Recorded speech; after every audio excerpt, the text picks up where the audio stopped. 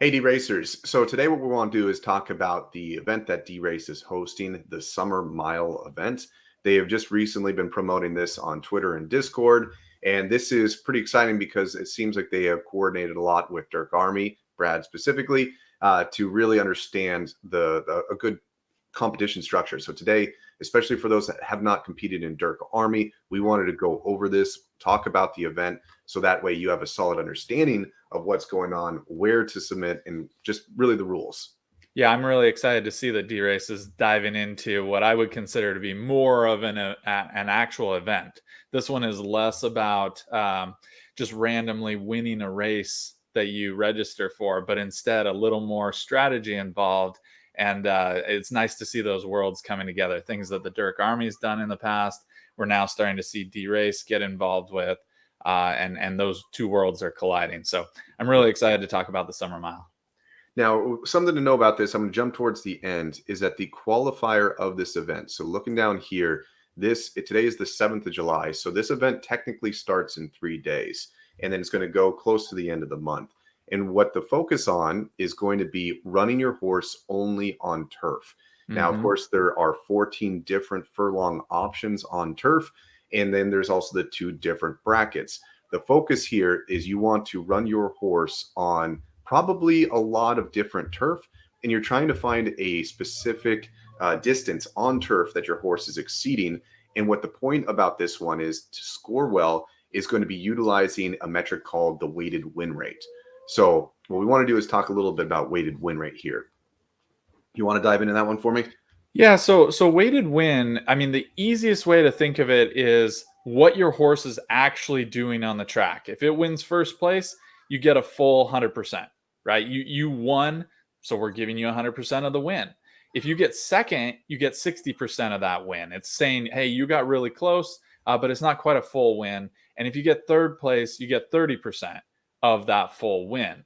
Now, if you don't place, obviously it's 0%. So that metric is a measurement of your ability to win in any given race. That's the easiest way to think about it. They are using that particular metric, and you can find that metric on a lot of the tools that we offer, as well as a lot of the things that Dirk Army and SMR have created. So weighted win should be fairly familiar to you if you've been using that. This has nothing to do with your actual ability to run a fast race, other than the fact that the faster you go, you more typically will win races. But if you end up fourth place with an incredibly fast time, you're getting no value out of that. So it's just something to consider. You are looking to get your horse on the podium as often as possible. The other thing on top of that, so let's say you ran one race and you got first place and you have a 100% weighted win score. Well, you can't just bench that horse. In order to qualify for the final, where the real prizes are going to start to take place, you have to run a minimum of 30 runs. So if you have a really successful 30 runs and let's say you have a 18-20%, which would be a really good weighted win score, if you're up there, there's a good chance that you're going to make it towards the end. You might decide bench your horse, wait to the finals. But Dirk Army and Brad are going to be having a leaderboard, so you're going to be able to monitor that very closely, which we'll talk about some of the detailed strategies. But that's going to be a place where you're going to be able to guide and understand what tracks should you continue to run, which should you give up on. Yeah, exactly. Now, and it's that leaderboard is going to be really important that you pay attention to, right? You got to get to your 30, but you may actually be paying attention to some of the other horses in the event and realize that some people are going to blow past 30, right? They're going to be trying to get that extra win or a couple more wins, and you're going to have to pay attention, especially if you're down toward, I think it's the top 12 that get invited to a finals race. So if you're in the 10th, 11th, 12th place spot, or even 13th, 14th, 15th, you're going to want to pay attention, really focused on that leaderboard to make sure that you don't get pushed off the top 12. One other thing that's really important that we focus on here is the separation of the horses here. And we're going to talk about League A versus League B here. It's something that DeRace has introduced for this event. Yeah, just one quick thing to clarify. I'm not sure if it's the top 12 horses. It might be just the top 6 of each, because the finals will have the 12 horses. So you may need to make sure you're performing at the top 6 of your league. But now, yeah, going towards League A versus B, if you're relatively new to this game, The training grounds or League A is showing what horses are just in that 1 through 25 level. These are the most novice horses out there. That means that the managers that are running these horses, they know the least because they have the least volume of races. If you go into a level 1 or League A, you're most likely going to be going against managers that are still discovering. So you have a small advantage if you can find your tracks quickly because everybody else is doing their discovery.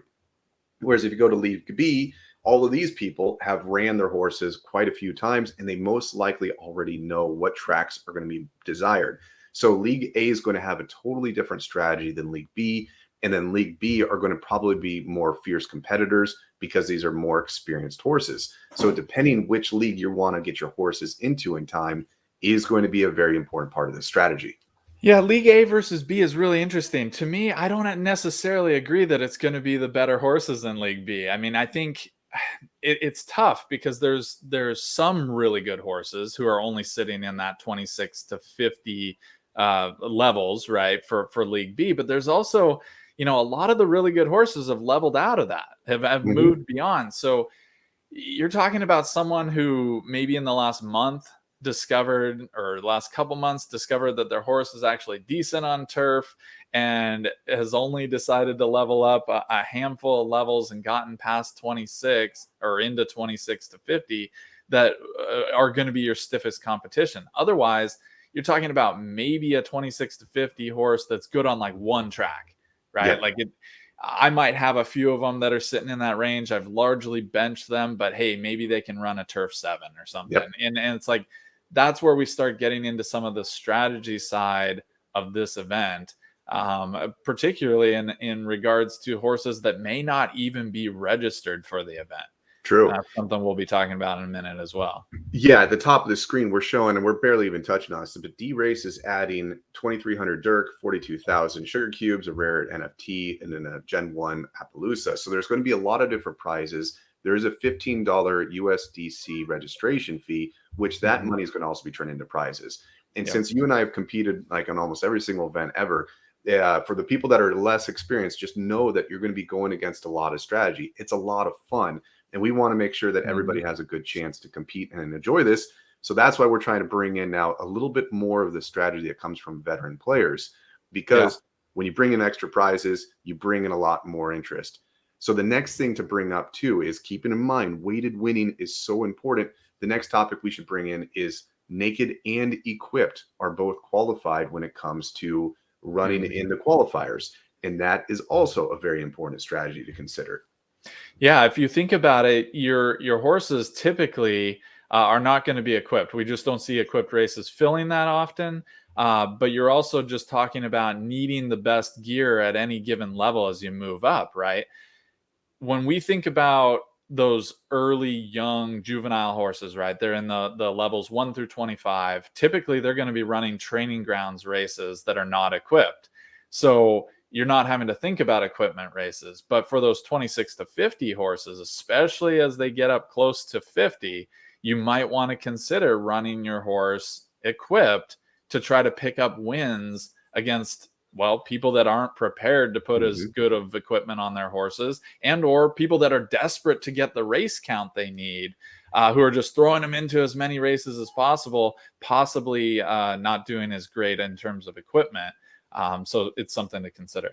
Yeah, that's a really important consideration. That 30 can take a long time to get to, especially if other people are filling those things up. So what I historically will do is I will usually wait. If I was in a League A, I'd usually wait till I'm around level 20, maybe 22, and then finish that league strong with equipment to be at the strongest position. But it requires that those races are filling. Same thing happens. If I was in a League B, I most likely would run naked towards the end, because if you put on equipment and you're going against much stronger horses, you're just hurting your win rate. So that's going to backfire on you. So it's going to be very deliberate if you choose to put equipment on. Now, the next subject, though, that really ties into this is the strategy of mixing in stacking and especially using bots. This is really important when it comes to equipment races specifically, because another trick that people will do is you will put blankets on a bunch of donkeys, or you just put them on naked. But the reason why we like to put blankets on is that when people see the registrations filling, if you have a blanket, it shows that the horse is wearing equipment. but they're not getting any speed boost. So what we saw people were copying our same strategy, where what people would do is they would put their competition horse with great equipment, and then they would try to stack multiple donkeys with just blankets. So Yep. that way their competition horses had a higher chance of winning. Now, this is costing this competitor money because they're putting in all the entry of these donkeys that are unequipped to pad their chances of winning. But you're going to see is a lot of competitors out there are going to be watching like hawks. And if they see these donkeys with blankets showing up, they're going to throw in their horses as well to take advantage of having this. So there's going to be a lot of interesting things that will most likely take place in the equipment races. Now, I don't think that I actually think there's going to be less of this, just a little bit, only because the strategy for this particular event doesn't require that you be earning a unique amount of points, right? We're not worried about the difference between 10th place and 4th place, between first place and 6th place in terms of the leaderboard. Mm-hmm. And that's a really important thing here, and why earlier I said you're going to want to pay attention to the leaderboard most if you're sitting toward the bottom or just off the end of that list. And you mentioned that it is the best 6 horses Yep. from each one, and so League A and League B will be blended. So we're actually talking about the top 6 horses from each one going into that final. That's really a really important thing to pay attention to. Is you have to look at your particular league and say, hey, am I in that top 6 or am I near it? That's what's most important when it comes to stacking, and really considering floating, a bunch of bad horses in a race to try to pad your good competition horse. You have to be careful because, like you said, it can get expensive. But the other thing is, yeah, people are going to flood that, and that's going to make it so that your horse doesn't have as good of a chance, and you could actually ruin your weighted win while attempting to pad it. Yep. So there's a lot of strategy on whether or not you're going to stack races. Another thing is blocking.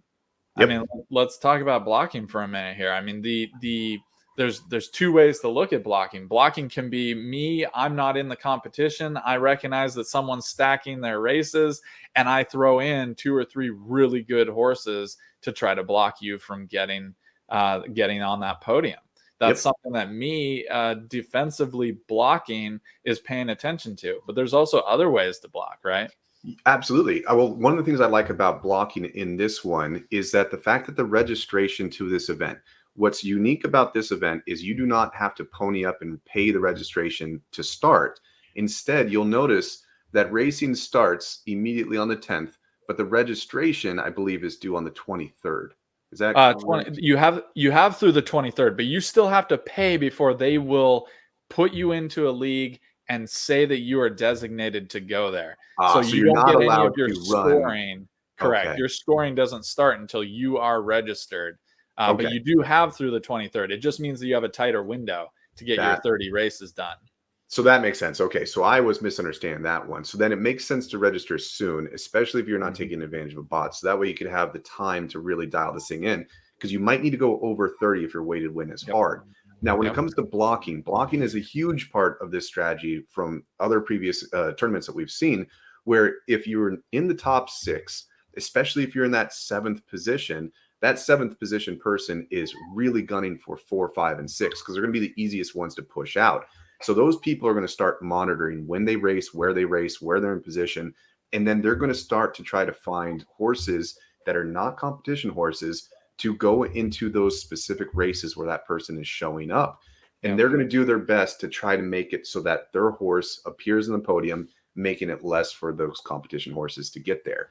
So Yep. blocking is huge in this game, especially when you get into equipment. There's a lot of wild cards to be ran on that because some of these guys have all 25 gear or all 50 gear. And if they're going into an equipment race to block, they're showing up with some spectacular boost and they're ready for it. Yeah, it's going to be fun. I mean, I think that if you're considering it, throw down, find the link here. We'll make sure to post that for the registration form. If you don't have a bot, make sure to reach out to us and see if we can hook you up with one, even for just the month for this Yeah. event.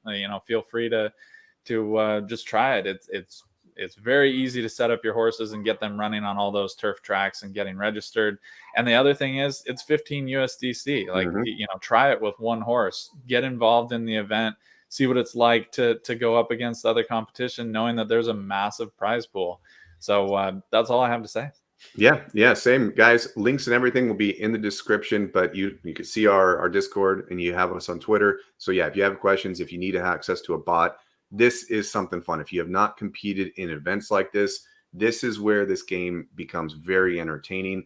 Just the individual races, doing those hundreds of thousands of times can get old, but when you go into leaderboard events and you're starting to really compete with other players, it gets exciting. So if you haven't done this, very much worth a $15 buy-in just to experiment with it, get yourself some experience, period. End of story. Exactly. So anyways, all right, guys, thanks for everything. The continued support's wonderful. We'll see you out there on the tracks.